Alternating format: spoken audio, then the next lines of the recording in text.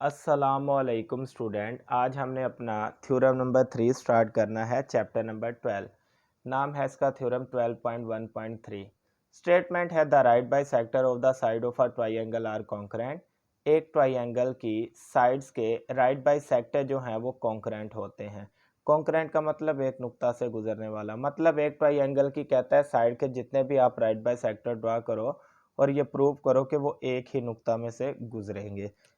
Student, right by sector आपने एक side का तो ड्रा करना सीखा है, जैसे कि ए बी के ऊपर आप परपेंडिकुलर एल एम गिराते हो, राइट बाय सेक्टर थ्योरम 1 में भी सीख चुके हैं। इसी तरह एक ट्राइंगल में राइट बाय सेक्टर से क्या मुराद है, ये देखिए एक ट्राइंगल की 3 साइड होती हैं, जैसे कि ए बी सी।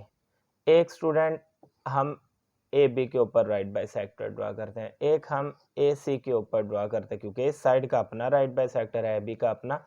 और इसी तरह बी सी के ऊपर राइट बाय सेक्टर ड्रा करते हैं, इस साइड का अपना राइट बाय सेक्टर है। अगर तो ये तीनों राइट बाय सेक्टर एक ही नुक्ता से गुजरे तो हम कह देंगे कि इस ट्राइंगल के राइट बाय सेक्टर जो है वो कॉन्करेंट है। ये मतलब है कॉन्करेंट का, एक नुक्ता से गुजरने वाला, कि एक ट्राइंगल में 3 साइड होती हैं, अगर उसके तीनों राइट बाई सेक्टर एक ही नुक्ता में से गुजरे उसको कहते हैं कि ट्राइंगल के बाई सेक्टर कॉन्करेंट है। तो यही आज का हमारा प्रूफ है। अगर आपको ये बात समझ आ गई है, चलते हैं अपने थ्योरम की तरफ। थ्योरम की आधी लाइन जो होती है स्टूडेंट, मैंने बताया था गिवन की होती है और आधी होती है टू प्रूफ की, और उसी से हम अपनी डायग्राम बनाने के काबिल होते हैं। लेकिन आज का थ्योरम ऐसा है जिसमें आपको गिवन नहीं है, सिर्फ आपसे पूछा गया। कहता है the right bisector of a side of a triangle are concurrent, कि एक ट्राइंगल की साइड के राइट बाई सेक्टर जो है वो एक ही नुक्ता से गुजरने वाले हैं, ये हमें प्रूव करना है। तो इसमें सिर्फ ट्राइंगल का हमें एक जिक्र मिलता है, इसका मतलब गिवन में सिर्फ हमें ट्राइंगल मिला और कुछ भी नहीं मिला। तो यहाँ पे स्टूडेंट मैं एक डायग्राम ड्रा कर लेता हूँ जो कि हमारे पास एक ट्राइंगल को शो कर रही है। इस ट्राइंगल को नाम मैं दे देता हूँ स्टूडेंट ए बी और सी का। बस उसने ट्राइंगल दी है, इसके अलावा हमें कुछ हिंट नहीं दिया, बाकी सारा काम हमने खुद से करना है डॉटेड लाइन से। और डॉटेड लाइन का काम जो भी मैं खुद से करूँगा, मुझे चाहिए इस थ्योरम के लिए, आपको पता है वो आप जाके कंस्ट्रक्शन में लिखेंगे। यहाँ पे एक काम करते हैं स्टूडेंट, हमें कॉन्करेंट के बारे में पूछा गया ना, तो आपको कोई यहाँ पे एक पॉइंट नज़र भी तो आना चाहिए जिसको आप कॉन्करेंट रख के प्रूव करें। मैं एक काम करता हूँ, मैं ए बी के ऊपर एक राइट बाई सेक्टर ड्रा करता हूँ। अब आपको साइड के राइट बाई सेक्टर तो ड्रा करने आ गए हैं, जैसे कि ए बी का राइट बाई सेक्टर वो जा रहा है, इसी तरह स्टूडेंट बी सी का राइट बाई सेक्टर इस तरह जा रहा होगा। ये हमारे पास बी सी का राइट बाई सेक्टर है, जहाँ पे दोनों मिले हैं उस पॉइंट को नाम देते हैं ओ को। इस पॉइंट को पकड़ के हम प्रूव करेंगे आया कि ओ पॉइंट कॉन्करेंट है कि नहीं। एक और काम करते हैं स्टूडेंट, ये जो पॉइंट ओ है उसको ए के साथ भी मिला देते हैं, पॉइंट ओ जो है इसको बी के साथ भी मिला देते हैं, पॉइंट ओ जो है उसको सी के साथ भी मिला देते हैं। इसको मिलाने का कोई मकसद है, जैसे ही मैं थ्योरम स्टार्ट करूंगा आपको समझ आएगा। इसके लिए थ्योरम नंबर 1 का आना लाजमी है, जिसको तो थ्योरम नंबर 1 आता है समझे, उसके लिए तो थ्योरम नंबर 3 कोई भी चीज़ नहीं है। अब गिवन पे आते हैं स्टूडेंट। सबसे पहले हमें गिवन चाहिए, चूंकि मैंने बताया था इसके गिवन में हमें सिर्फ ट्राइंगल के बारे में बताया गया, तो हम सिर्फ बता देते हैं कि आज का गिवन हमारे पास क्या है, ट्राइंगल ए बी सी, बस ये गिवन है। टू प्रूफ क्या है, टू प्रूफ में तो ये पूरी लाइन ही टू प्रूफ किया, टू प्रूफ में तो लिखने के लिए फिर हमारे पास मवाद है, गिवन के लिए नहीं था। तो टू प्रूफ में कहता है the right bisector of a side of a triangle are concurrent, ये हमें प्रूफ करना है। तो अब तो हमें इन ट्राइंगल की साइड के नाम भी आ गए हैं, ट्राइंगल ए बी इसका एक right bisector, B C इसका, ए सी इसका, तो 3 राइट बाई सेक्टर हैं। तो इसलिए हम अब उसी लाइन को पकड़कर क्या लिखते हैं, आज का प्रूफ है द राइट बाई सेक्टर्स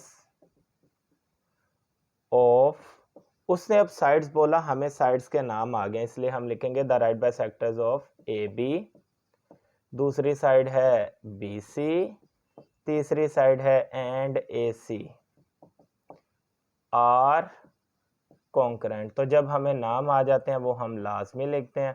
उसने कहा the right bisector of side of triangle are concurrent, हमने उसी की लाइन पकड़ के बस साइड के नाम लिख दिए, the right bisectors of A B, B C and A C are concurrent. तो लें स्टूडेंट, ये अपने पास ट्रू प्रूव आ गया। अगली हेडिंग है हमारी कंस्ट्रक्शन की, और आज के कंस्ट्रक्शन में ही तो सारा काम हमने खुद से किया इस ट्राइंगल के अंदर, तो कंस्ट्रक्शन हमारा थोड़ा लेंथी होगा। सबसे पहले मैंने कंस्ट्रक्शन में क्या किया था स्टूडेंट, ए बी और बी सी के ऊपर सिर्फ राइट बाय सेक्टर ड्रॉ किया और कहीं नहीं। तो हम यहाँ पे लिखेंगे draw right bisectors of A B and B C, कि हमने ए बी और बी सी के राइट बाय सेक्टर ड्रॉ किए विच मीट ईच अदर, जो एक दूसरे को मिले एट पॉइंट ओ। देखें स्टूडेंट, ये दोनों पॉइंट ओ पर मिले थे, आपको भी पता है बी और बी सी का जो मैंने बाइसेक्टर ड्रॉ किया वो पॉइंट ओ पर मिला।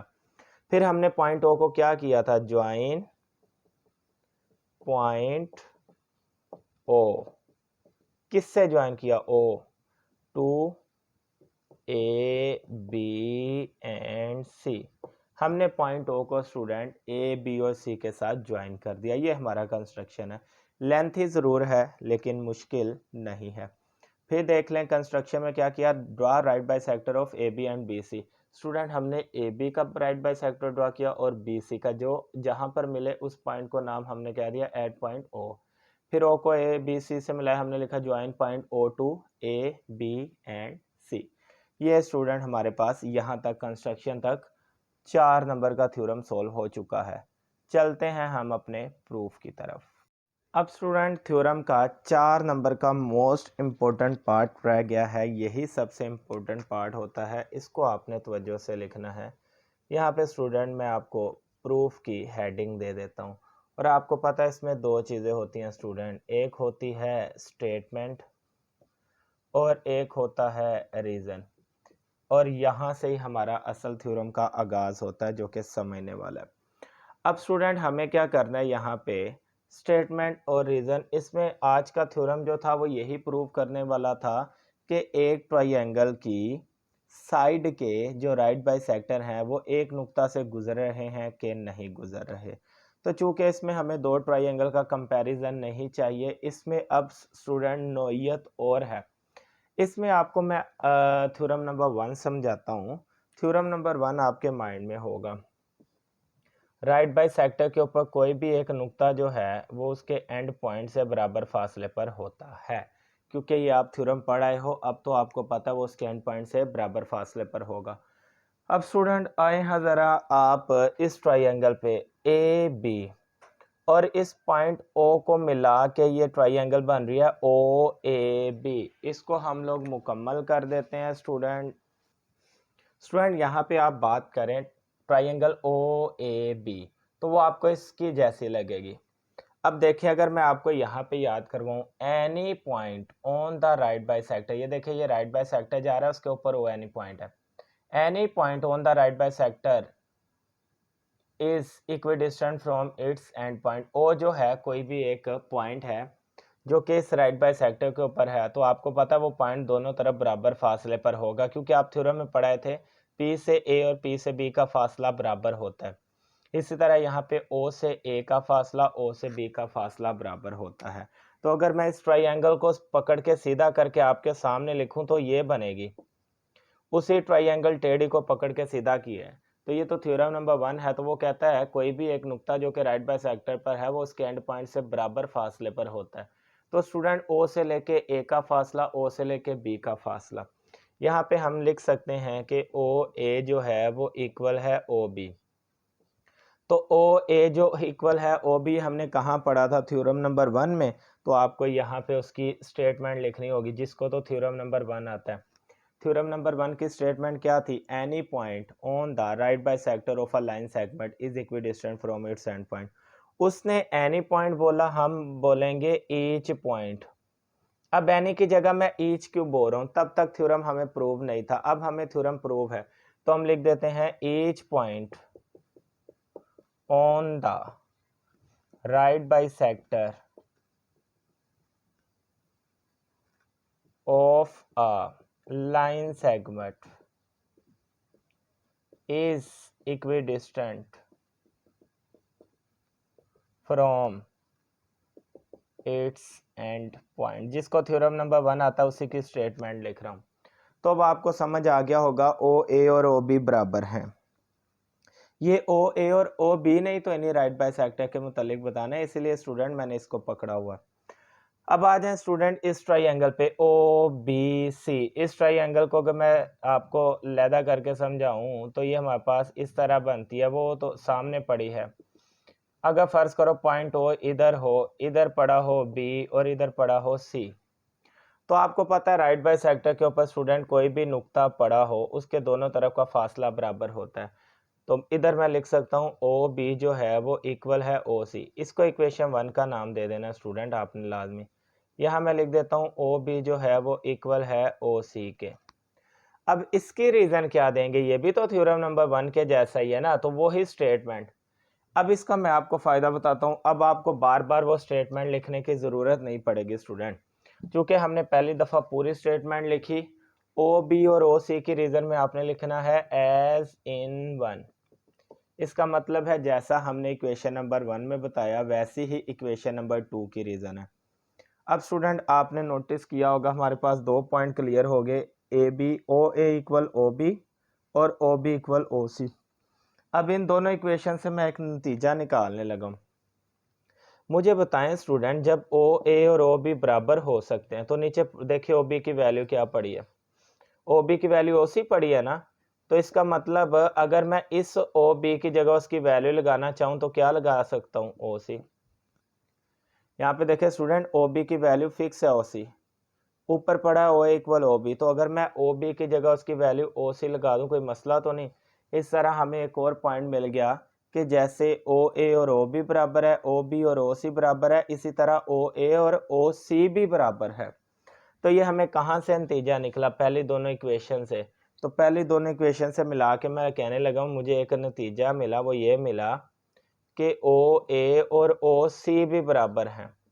इसको नाम दो इक्वेशन 3 का, लेकिन पूछने वाला पूछेगा रीज़न, आपने कहना फ्रॉम इक्वेशन 1 एंड 2, क्योंकि ये नतीजा तो हमें इक्वेशन 1 और 2 से मिला ना। अब बच्चे सोचेंगे यार सर ने पहले ये वाली एक ट्राइंगल पकड़ी, फिर ये ट्राइंगल पकड़ी, वो तीसरी ट्राइंगल क्यों नहीं पकड़ी। क्योंकि हमने राइट बाइसेक्टर दो साइडों का ड्रा किया था और जो आके पॉइंट ओ पर मिले थे, एट अ टाइम मैं तीनों को थोड़ी मिला के पॉइंट वो हासिल करता, इसलिए यहाँ पे तो राइट बाइसेक्टर था ही नहीं। तो उनको फिर कैसे हमने उस वाली लाइन को प्रूव करना था कि ओ ए और ओ सी बराबर है, इन्हीं दोनों लाइन का सहारा लेकर। इसलिए अब आपने स्टूडेंट देखा होगा ओ ए और ओ सी बराबर है। अब आप देख रहे होंगे कि ये जो पॉइंट ओ है सब में नज़र आ रहा है। पॉइंट ओ जो है हर एक साइड में आपको नज़र आ रहा है। यहाँ पे मैं एक बात लिखता हूँ कि ये जो पॉइंट ओ है ना स्टूडेंट, पॉइंट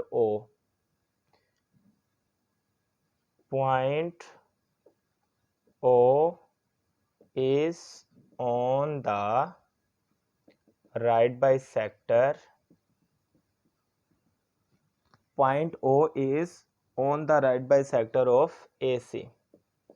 कि ये जो पॉइंट O है ना वो AC के राइट बाइसेक्टर के ऊपर पड़ा है। क्यों स्टूडेंट, जब O से लेके A और O से C का फासला होगा तो इसका मतलब ये जो पॉइंट O है, ये मैं जस्ट इमेजिन करता हूँ, तो ये पॉइंट O जो है ये कहाँ पर होगा, AC के राइट बाइसेक्टर के ऊपर ही पड़ा होगा ना। तो इसकी रीज़न हम क्या देंगे कि O जो है वो इस इक्विडिस्टेंट है। O जो है बराबर फासले पर है किससे, from A to C। O जो है ना O A और C से बराबर फासले पर है, तो जब भी कोई बराबर फासले पर होगा तो वो उसके राइट बाइसेक्टर के ऊपर पड़ा होगा। इसलिए हमने लिखा point O is on the right bisector of AC। इसको नाम देंगे इक्वेशन नंबर 4 का।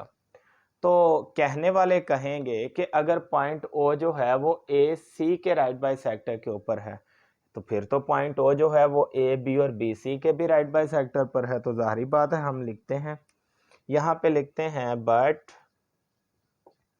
Point O is on the right bisector